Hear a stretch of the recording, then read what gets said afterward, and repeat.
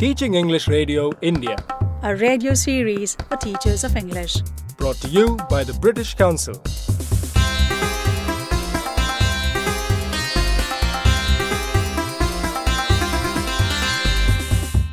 Hello and welcome to the program. Today we are looking at ideas to help teach speaking and encourage fluency in our students. As usual, we are helped by teachers from around India, including Ajay from Delhi. I'm Shobha from Bangalore. I'm Prosenjit from Kokrajhar in Assam. I'm Nidhi from Bhopal. I'm Kamaini from Delhi. I'm Altaf from Raichur in Karnataka. I am Virendra from Delhi.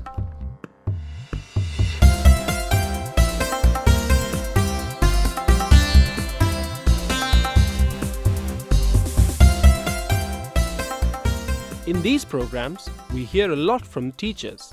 So let's give the kids a chance this time. These young children shared their plans for the future. I want to be a doctor. I want to be a police. I want to be engineer. I want to be a teacher. I want to be a scientist. I want to be a manager. Well, they're a very ambitious class. But whatever our learners plan to do in the future, getting confident at speaking in English could well help. That is something that was not always encouraged in the traditional classroom. The teacher was reading out the lesson while the students were just sitting down and maybe listening. But the National Curriculum Framework, known as the NCF 2005, sets out a new approach, away from top-down teaching and more towards active participation. Nidhi explains. The fundamental change is that we believe that the mind is not blank and, we can construct knowledge and the learner has to play an active role. That is why we say the focus has shifted from teacher-centered to learner-centered. The NCF 2005 says that children talking in class should not be seen as a negative but as a resource. We should encourage expression and response. So teachers like Kamayani now focus more on learner-centered activities that encourage students to be active and communicative, with lots of speaking in pairs and groups during each lesson. In a classroom, we have to give them some time to talk. If they are doing only written work or just reading out becomes very mundane and boring after some time. So if you pick out an activity like this where they have to listen and talk to the partner, they find it happy to talk to their partners. As it is, children like talking and listening to their friends. As we've discussed in other programs, teachers should aim to use English throughout the lesson and start off and finish with some personalized practice, with teachers and students having a short discussion in English. Here's Shobha. I usually take the topics which are interesting to the children, like cricket match, which is of great interest. They love watching cricket. They try to express themselves in English. What topics would interest your students? To break down their fear of speaking, it's best to start with subjects that they can most easily talk about from their own experience, using words and expressions you have already introduced. In this class, teacher Shobha has chosen the topic of friendship. Do you all have friends in your school? Yes. Do you feel happy with your friends? Yes. What do you do with your friends? Play. You play with your friends. Start my lesson with chatting about friendship in the class. Like, I'll ask the children, do you like friends? How many friends do you have? Why do you like friends? Like this. When children come out with answers, and I have an activity, it's a pair activity where children talk about friendship, the things they share. One challenge is to get all your students to practice speaking and listening at the same time around the room. Kamayani has a classroom with fixed desks, and to set up small group conversations, she arranges her students in groups of 4, with 2 in the front and 2 behind. I made the children sit in groups of 4, but first they had to do a pair work activity. Here, Kamayani describes an activity that works for students even with very little English. They have to tell each other a few simple things, listen carefully, and then retell what they have been told to the others. Kamayani starts off asking them to talk in pairs. Every child to his partner had to tell any two things about himself, not his name, but any two things about himself, whether it was age or a hobby or a color or anything that they liked. One said something and the other partner listened to him. Now they will turn back to the other two who are sitting behind them, and the child will not speak about himself or herself, but the partner. And the other three will now listen. Everybody in this way gets a chance to speak, not about one's own self, but about the others.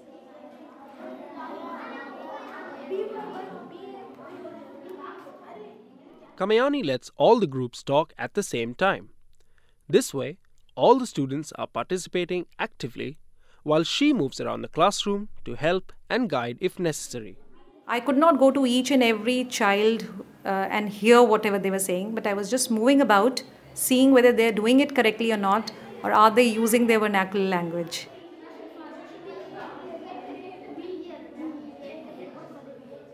The teacher monitors, encouraging the students, and makes sure they use as much English as possible. Kamayani believes we should include short speaking activities in all our lessons. So if you pick out an activity like this, where they have to listen and talk to the partner, they find it happy to talk to their partners. As it is, children like talking and listening to their friends. So give them an activity where they are talking also, and when your lesson is also progressing. So there is a welcome break, in a sense, from the regular reading process in the classroom. You are listening to Teaching English Radio India, a radio series for teachers of English, brought to you by the British Council.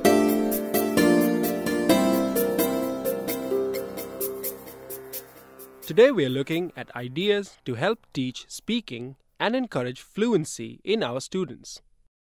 Often, teachers ask their students to turn to the student beside them to have a quick conversation. It's quick and convenient. But sometimes we want them to move around and practice English with a variety of other students. One popular and effective way of organizing this is known as circle talk. Altaf started to use it and then shared the idea with other subject teachers at his school. Circle talk, it's a fluency-based activity which is used in a language classroom. I've been using it for last 2 years. But once my maths and science colleagues observed that, they quickly came and then they said that they want to apply the same. And the very next week I could find that my science colleague was using circle talk to biology or physics. Circle talk is very useful for big classes. Another teacher, Virinder, explains the steps you need to follow when you are setting it up. It's just a way of making students active in the class. They are given numbers 1, 2, 1, 2, and then all the ones make one circle, and the twos they can make from the other circle, the inner circle and the outer circle. We just keep them moving, and the students in the inner circle, they face the outer ones, and thereby we are able to form pairs. And in pairs, they are often asked to share some information which they can later on relate to the whole class. So each student in the outer circle is facing a student from the inner circle, and they have to talk to this one person. Then after a minute, you say, "Move," and the inner circle moves around, while the outer circle stays still. After a few seconds, you can say, "Stop," and the students will be facing a different person. They then share information again, and after 1 minute, ask them to move around again to talk to a new partner. Circle talk can be used for simple controlled exchanges, such as, "What is your favorite food?" "My favorite food is chocolate." You can also use it for more open-ended tasks, such as, "Find out what your partner did on Saturday." Why don't you try using circle talk in your classroom?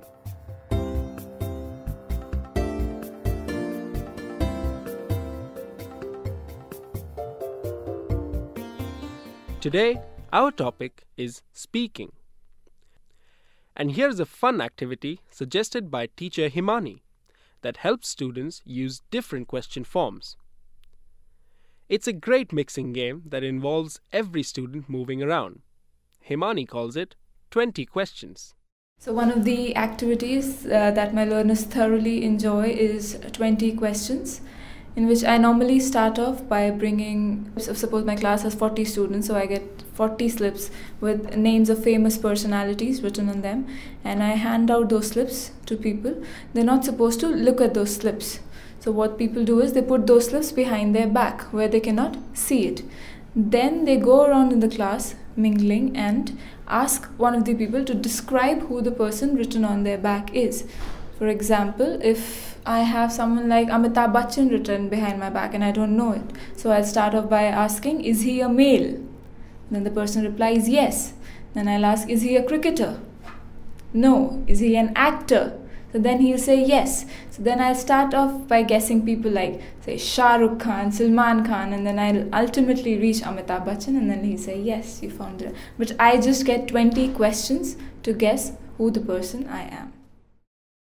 Many teachers encourage their students to overcome their fears and stand up and give a very short presentation in English. They speak to the others in a group or sometimes to the whole class. For example, they must speak for a minute on a given topic. Here's Prasenjit. I take them out of the class and we go outside. Then we form a circle. Then I start with the classes. And I make them stand one by one, then speak about something. I'll simply give them a topic and tell them to speak about just in 1 or 2 minutes. They speak one by one and everybody listens to that person. And all the students, they get involved in that. And I feel my class is very interesting. A key point is to give students a good reason to talk to each other or to the class. And as in this example, it can be linked to themes in the textbook. First of all, we'll have to connect the lesson to the general life, the day-to-day life. And then we have to create interest among the students that we are going to do something which is related to their own life, what they come around almost every day. This is Ajay, who teaches 12th standard. He set up a class debate. I had to take up a lesson in class 12th standard. It's a lesson related to Gandhi's first freedom struggle. So instead of getting through the lesson directly, I just told students about Gandhi in particular and then the background of the lesson first of all. So a debate was on the fact that whether the things done by Gandhi was proper or not. It was an open forum kind of for the students. The students came up with different responses. And then once we got back to the lesson, it was again quite interesting for them. Ajay managed to pull in the students who don't usually say much when he encouraged debate on the theme of Gandhi's freedom struggle. We provided chances to all those backbenchers and asked them to come at front, and that made the lesson truly interesting. So my prime focus was to get responses from those who never get a chance to speak or who don't want to speak at all. The active ones, they're already involved in the class. So you have to really work with them, slow learners who don't want to come at the front. And it's again a good way of success. Ajay makes a good point. When we get our students interested, we can encourage all our students to overcome their fears and express themselves in English.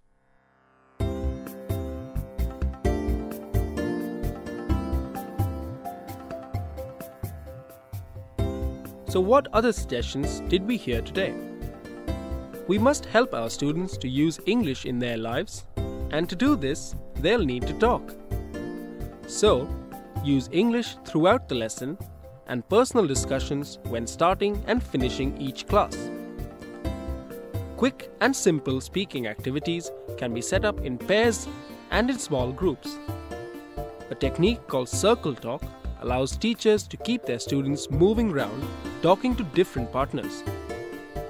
A lively game like 20 questions gets everyone talking and practicing key expressions. But make sure your instructions are very clear. Link the discussion and debate to the stories and themes in our textbooks and to the topics that really interest our students. Next time, we discuss the different ways to correct our students or not when we let them talk more freely. So join us again for another program in our series for teachers. For now, from me, Pibash Dash, it's goodbye and happy teaching.